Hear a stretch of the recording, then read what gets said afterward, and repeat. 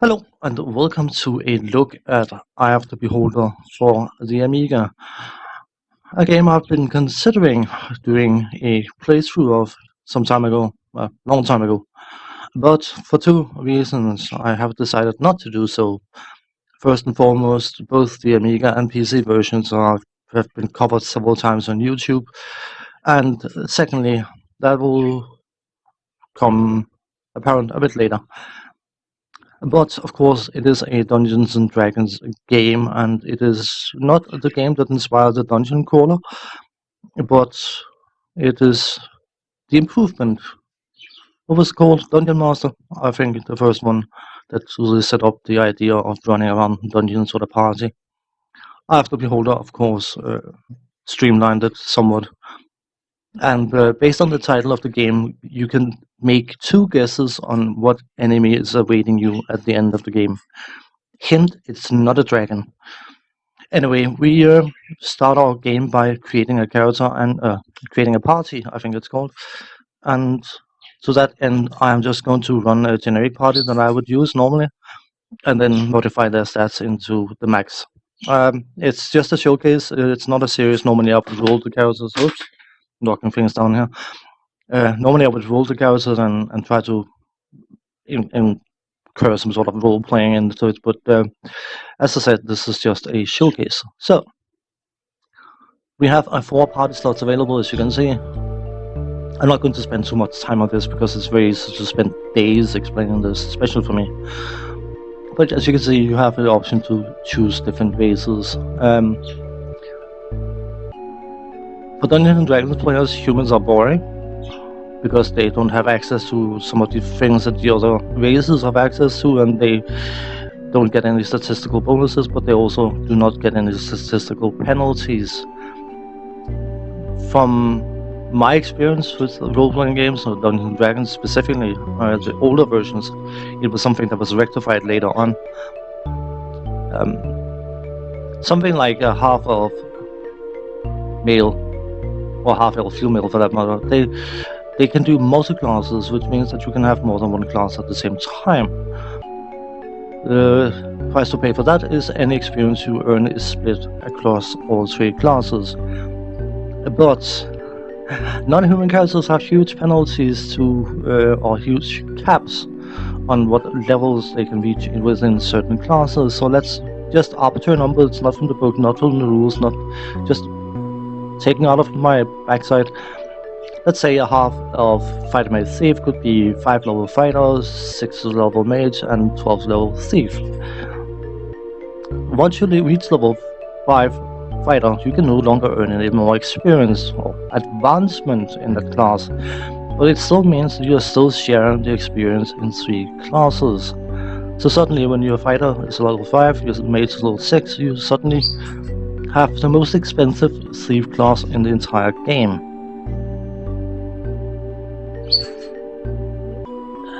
Because there's a continuation of the series, because of course Eye of Beholder 2 was released for the Amiga as well.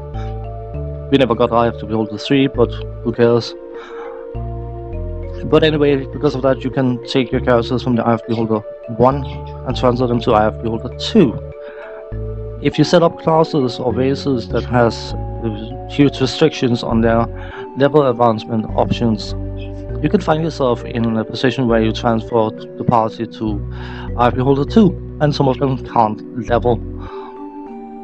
It's not perhaps likely to happen, but it can happen, and that is why I am playing human parties all the way. I am not going to bother with the restrictions of different levels. I know that I'm losing out on a lot of firepower because you could have 3 mage combination classes basically and having a whole lot more spells and that kind of stuff. But the consistency, the thing that they can reach any level in any class is, for me, much more important. I don't like having arbitrary restrictions which are stupid, basically. Anyway, that was enough explaining to do. Human, male, I'm going with a paladin. Paladins are perfect for party leaders. Just find some paladin looking like icon thing, whatever. Ah, he looks like a paladin. And I'm just going to modify his stats, as I said. I should be able to do this. Haha! Much quicker. I can actually click quicker than the auto.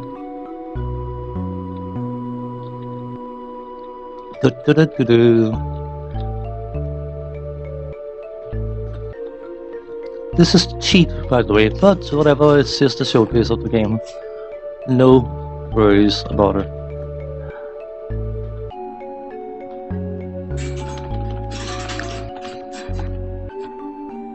So based on the amount of hit points, it will be level 3 to start. Yeah, it says right there. Look. Okay, we need to name him, I suppose. I'm just going to use the same name that I use for all paladins. By the way, I'm not that slow of a typer. It's just because of my setup, it blocks half my keyboard. For the second character slot, I'm going to take a ranger. I like having two fighter-oriented characters. Well, you should basically have some sort of fighter in the two front ranks. But I just like the ranger. It'll be quite good, why not? Female ranger, how would a female ranger look? I don't know.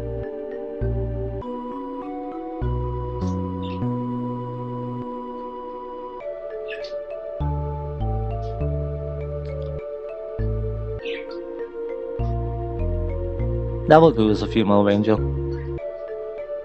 Yeah. And again, just going to modify all the stats.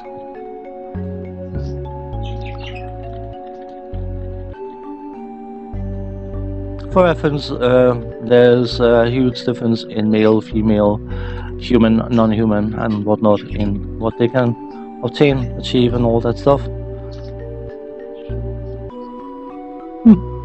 Surprised. I'm fairly sure that female humans could only get to 1875. Maybe it's just me. I haven't played Dungeons and Dragons for years. Pen and paper, that is.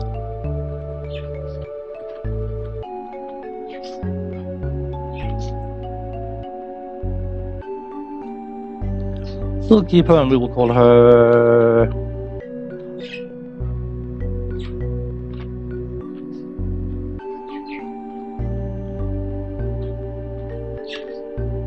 Yeah, that will work. Then we need two backliners, and while having a thief might be beneficial, you basically need two casters. You need a cleric for healing and a mage for offensive power. So cleric it is, human, female. She will probably be useful good, to be honest. I think her concern would be to be helping people irrelevant of the lawful chaotic balance thing. Yeah, well, that makes for a spicy looking female cleric. So, modify, please. For reference, I'm just going to be playing the first bit of the game for 20-25 minutes, whatever, and comment while doing so. And I pre-warn people about recording during the day will incur the sound in the background, and if you can hear a sound in the background and an issue, well, I try to avoid it, but if I want to get some recording done during the day, this is what I will be experiencing, and that is why I've been trying to keep away from it. So, let's just... I was thinking about a specific name, but that's the name of an evil drow priestess. That works. Callistia. And of course, some firepower and guise of a mage. So, and he would be chaotic. Modifier, keep clicking on the stats.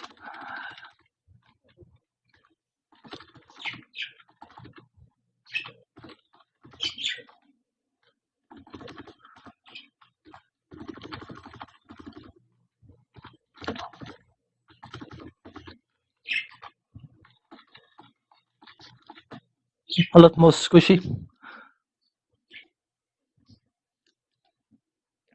And a male caster, mage name, whatever I've been using for a long time. So, we are into the game. As you can probably gather from the introduction, the Lords of Waterdeep are hiring heroes in order to clear out some ancient evil thing. And of course, they hire some adventurers to go and investigate what potential evil that could be. Not spoiled by the game title. But of course, as soon as the party enters the sewers, the bad guys' minions manage to cause a collapse of the tunnel, basically shutting you off from going back out. So the only way to get back out again is to complete the game. That is the idea of it. So, rock taken. You can have rock. This is a dungeon corner, of course, and up close, please. Thank you. Surprise, surprise! You crawl around in a dungeon, solving puzzles, fighting enemies, clicking on levers, buttons, hidden objectives, objects, and all sorts of other things. Can I actually do this? No, I can't. Oh, what a shame. Anyway, what have we got here?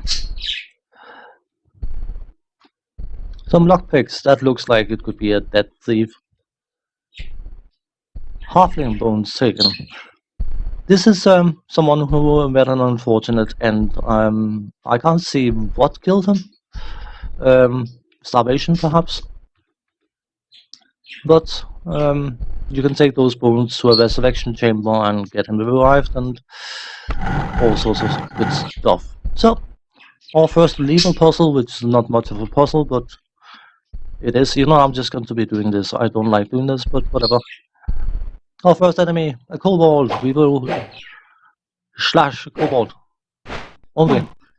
Oh, she's choose that dagger. Lovely. I thought she was just going to slash with it, but no, she didn't like the look of that dagger, so she tossed it away. We got this. Oh, we have 2 doors now. Oh, decision making.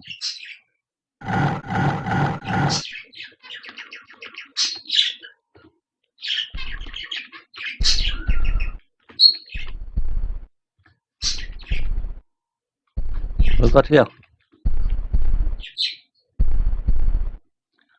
This slimy smelly drain pipes reveal nothing. Reveals even nothing. Wow. Nothing. So I came in here for absolutely no reason.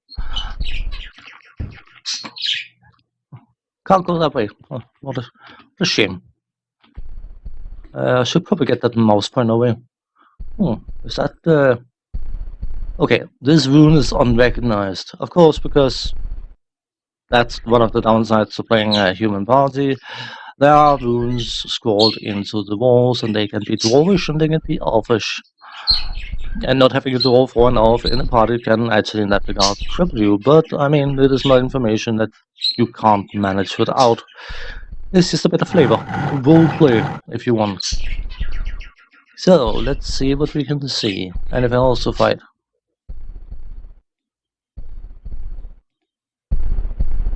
Nothing there. A panel. Hey! Obviously, the earlier levels in this game are going to just be basically showcasing. I should probably memorize some spells. Just dawned on me. Whatever. Come on. I know I should be running away while fighting. That is the proper way to do this, but you're not. Come on.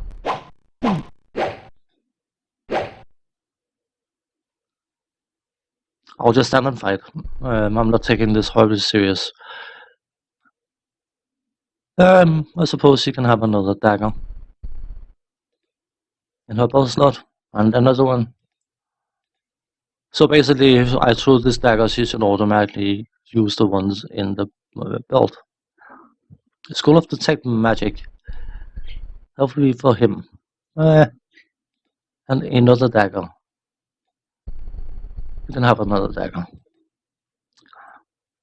So, now we've been fighting a bit and fumbling around a bit.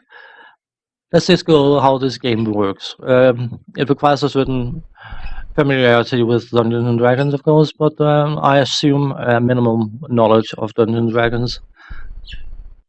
So I don't want to go into too much details about stats and that kind of stuff. But one thing of a note is that the game features what I would consider to be logical but also horrible mechanic, which is hunger. Your characters have a food bar, and as it goes down, you will be, of course, more and more hungry, or they will be more and more hungry, and you have to counter that by eating. And if you don't eat, they will eventually starve to death. Not good. The game gives every character some rations that they can munch on in order to keep their food level high. But basically, what you are aiming to achieve is to reach spell level 3 with your cleric in order to get the spell Create Food and Water.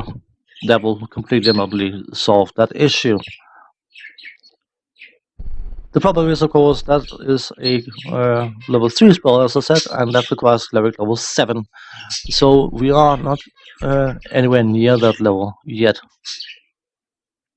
You have your inventories, and they are limited, and because, of course, pressure plates, puzzles, and all sorts of other things, you need to pick up random objects and quest objects and items and whatnot.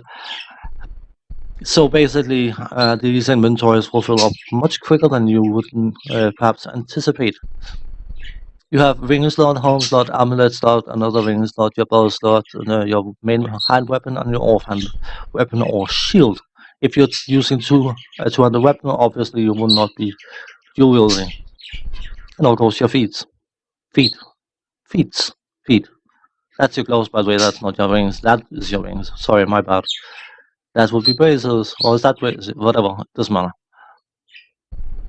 We have our commission and letter of mark. Put it into our hand and right-click it.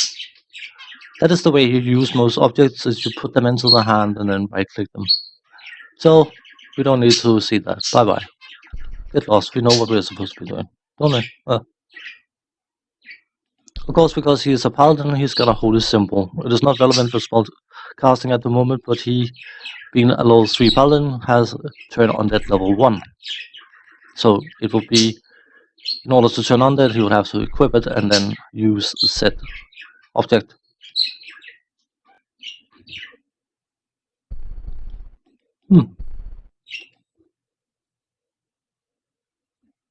Maybe it's just me remembering. It shouldn't be. Whatever. It's ages since I've been playing this game, sorry. Regardless. Speaking of spells, let's get some spells memorized and see if we can get away with doing that. These two can eventually cast spells, but not at this point, so pray for spells, that would be the cleric. Of course, in Dungeons and Dragons, you have to pre-memorize your spells. So basically, you are deciding on which spells you want to be using for the next encounter or quest, whatever you're doing, and then you memorize them. And then you spend some time actually memorizing them, which is a base time of 4 hours and then 15 levels. So 15 minutes per spell level. So if you were to memorize the first level spells, it would be 4.5 hours. If you were to memorize two first level spells and a second level spell, it would be 5 hours, because you would get 2 times 15 minutes from the 2 first level spells and 1 times 30 minutes, because there's level 2, 2 times 15, 30 minutes for the level 2 spell. So that's the way it works. It is important for when you're trying to memorize spells in areas where there may be a high patrol setting, so you are more likely to be interrupted while trying to rest. But anyway, you know what? Let's just do some cure light wounds and a flame blade and some whole person. That will do. You. Scribe scores. Scribe scores. Try you. Okay. So you must already know detect magic. Memorize spells. Ah, he's got it there. Let's just go for offensive. Magic missile. Good old. Reliable. And now we can try and rest. Why not?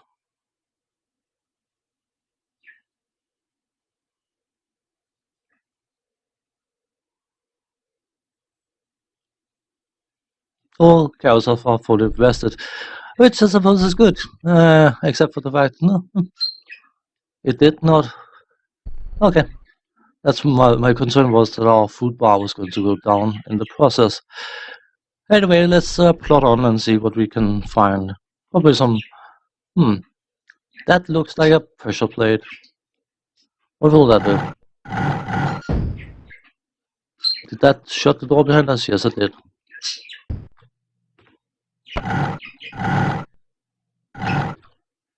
A very, very basic puzzle, but it showcases nonetheless that this is what you'll be dealing with. So let's see what we got here. Come on. Some rations. Lovely. Iron rations have more than one use, whereas normal rations have a single use. So, I'm fairly sure you can also get spoiled rations, which are probably not that smart to eat.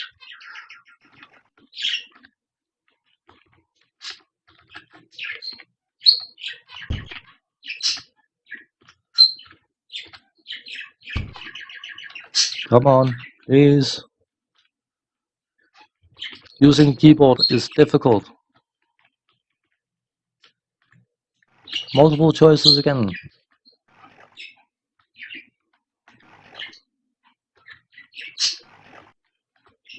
Oh, we have something.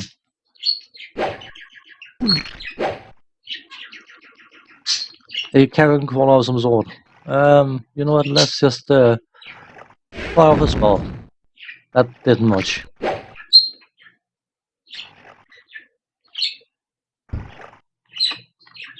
So, this is what you're supposed to be doing. You're basically supposed to be... Ah, lovely. Cleric level up.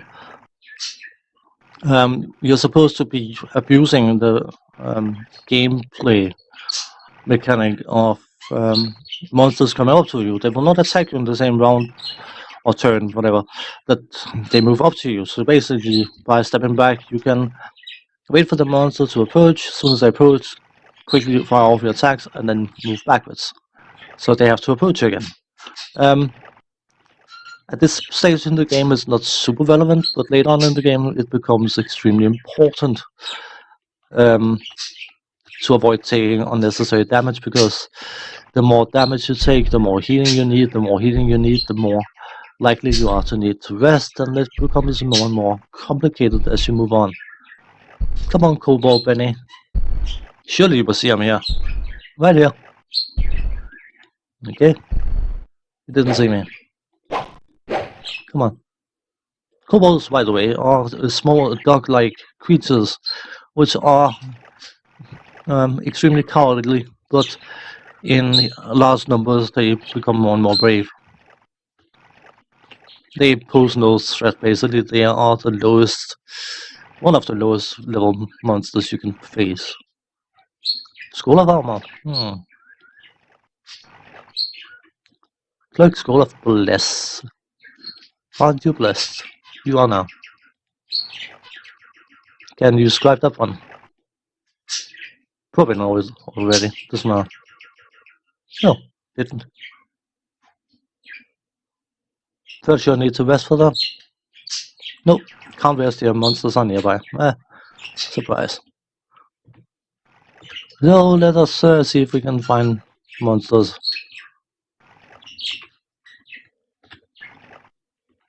So, as you have probably gathered by now, if you have been watching this video, this is what you are doing in this game.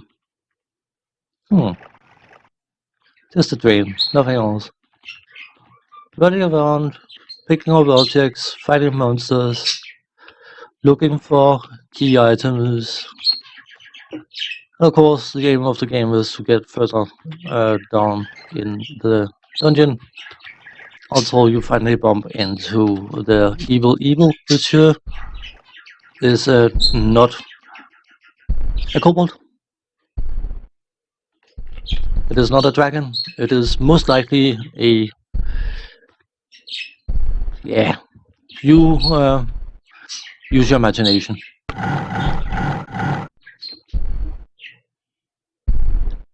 I said in the start of the video that I had been considering making a video series of this game, but refrained from it because of the fact that there are quite a few YouTube series of this game running at the moment, to be found on YouTube, obviously.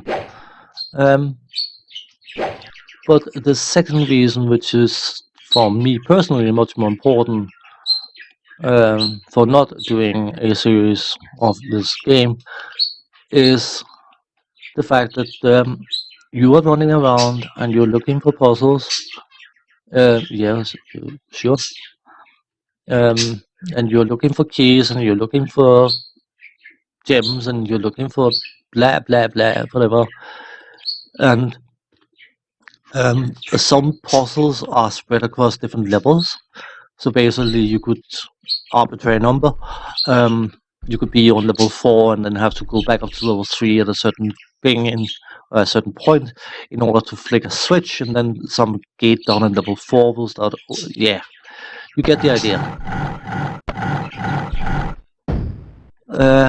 I'm not a fan of that gameplay type. I just don't have the patience for it. By the way, this is a first showcase of put object on pressure plate to keep it activated.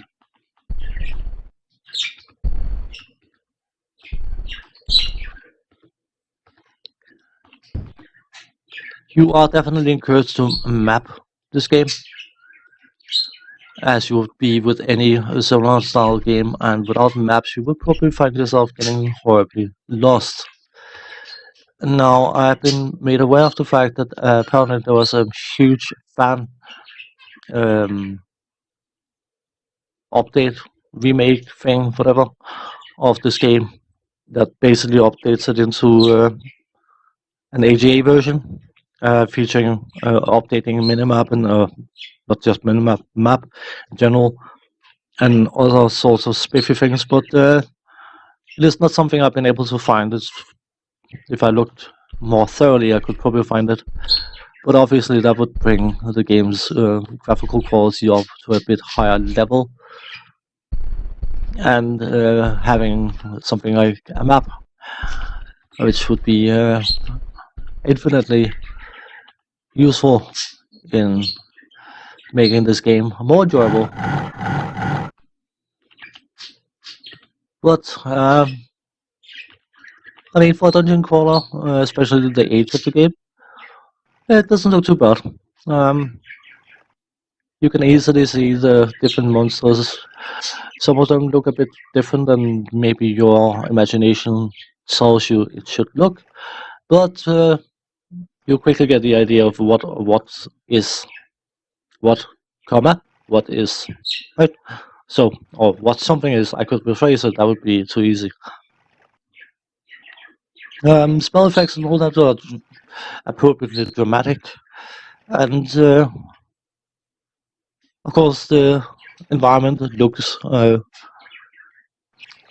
claustrophobic and dramatic enough to be immersive, to use a naughty buzzword. As you progress deeper into the dungeon, you will get different walls and things like that, and that will be a clear indication that you are getting closer to something very, very nasty. The introduction music is It's just, I mean, it's just pretty, I wouldn't say bland, but pretty generic mood setting adventuring music. This is medieval adventure. We are going to, by using audio, make it absolutely blatantly clear that this is medieval adventuring kind of thing, which is perfectly fine. You don't expect miracles or something like that. An arrow. An arrow. Remember, not a quiver, but one arrow. Lovely. The sound design is swooshes, hits, misses, yells, screams, casts of fireballs, magical sounds, blasts, and whatnot else. It's a level down. Oh. There are a few buttons here. Let's go check first. Come on. Move forward.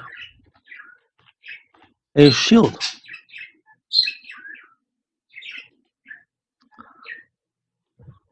So anyway, the sound is not bad for a game of this type, to be honest. It's appropriately atmospheric.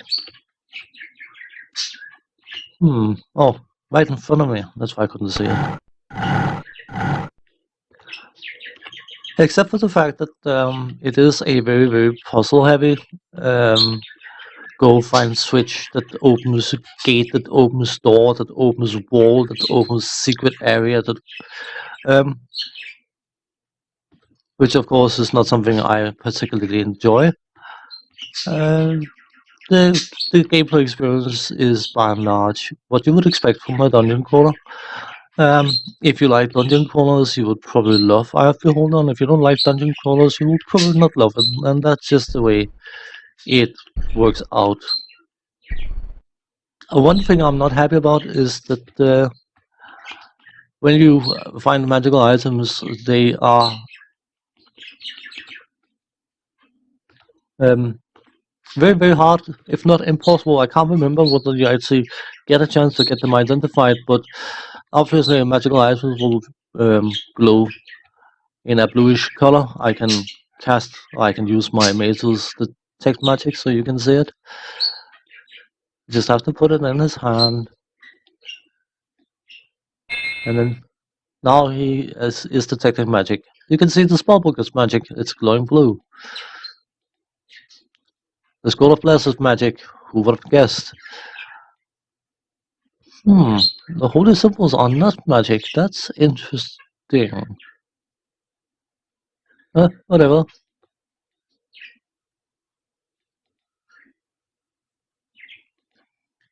But so you can tell that something is magic, but unless you look yourself and see, my strength dropped by 2 points because I just picked up a cursed sword, or well, I gained 1 dexterity, or my armor class is a bit lower, or whatnot.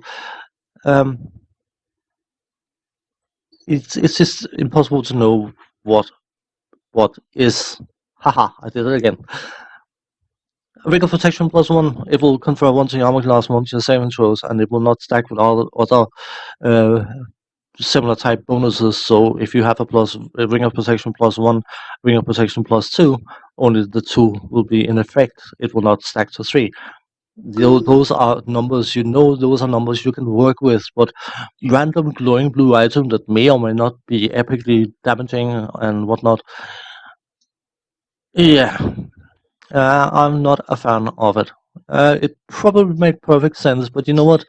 I'm going to double check so I'm not talking out my backside. Memorize spells. Okay. You're giving the mages identify from the start would not have been unwelcome. I can't remember whether it's a spell you can get or find or buy, or you can bump into a vendor that will happily identify stuff for you, but I'm just not a fan of equipping something I don't know what is. So personally, I find playing this game, I will run around for ages, not having certain items equipped, because what if they're cursed? And I'm just running around in circles. It's perfectly fine because, as you can probably gather by my commentary, I'm getting to the point where I'm considering finishing this video.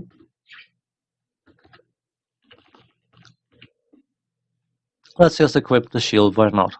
Who picked it up?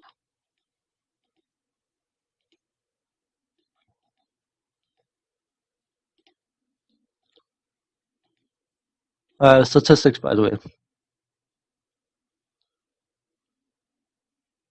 Armor class 3. Older Dungeons and Dragons, the lower the armor class, the better. I'm fairly sure -10 is the lowest you can get by non-magical means, and I mean not just magical wings and that kind of stuff, but I can't remember the lowest armor class. Later versions of Dungeons and Dragons, specifically Dungeons and Dragons 3 onwards, streamlined a lot of things. Armor class, the higher the better. I suppose it makes sense, but the way they were handling armor class was you have a chance to hit on a 20-sided die. So let's say you have a to hit armor class 0 number, which is Targo, as it's known as. That is the number you would need to roll on a 20-sided die to hit an armor class of 0. So let's say that's 17, and you fight a monster that have an armor class of 6, which means that 17 minus 6, because of course it's 6 higher than armor class 0, would be your attack roll. So you would need to roll 11 in order to hit that enemy. If you were to fight an enemy of an armor class -2, it would suddenly be to hit armor class 17 plus -2, which makes no sense. Means that you suddenly have to roll 19. And it was a bit awkward and a bit convoluted. I mean, once you get used to it, it's just, okay, that's just the way things work. But later Dungeons and Dragons, as I was saying, specifically 3 onwards, rectified that and said, okay, if you need to roll 10 to hit armor class 0, 12 to hit an armor class 2 makes sense. Yeah. So that's the way it used to work. But outside of that, I can't fault the game. The game's quality is extremely high, and the story, adventure experience is enjoyable. Assuming you don't mind backtracking, you're looking for hidden levers, buttons, panels, going up and down levels to find one switch that you couldn't access earlier in the level, and you didn't even know there was a secret wall because it just looked like a normal turn in the dungeon, and that kind of stuff. If that's something for you, then I'm sure you could potentially enjoy this game. Yeah, whatever. But if that type of gameplay is not for you, then the game is not for you. It's something I probably shouldn't be saying because that effectively applies to every single game in the world, but the quality of the game is undeniable. It is a very, very high quality game, and it definitely pushed the dungeon crawler forward. Now, of course, because nowadays everything is dramatic 3D and Baldur's Gate, Neverwinter Nights kind of experiences. I sort of, I know, what's it called? Dungeons of Dreadmore or something. Was a throwback and a nod to games like After Beholder, but a super stylized modern dungeon crawler.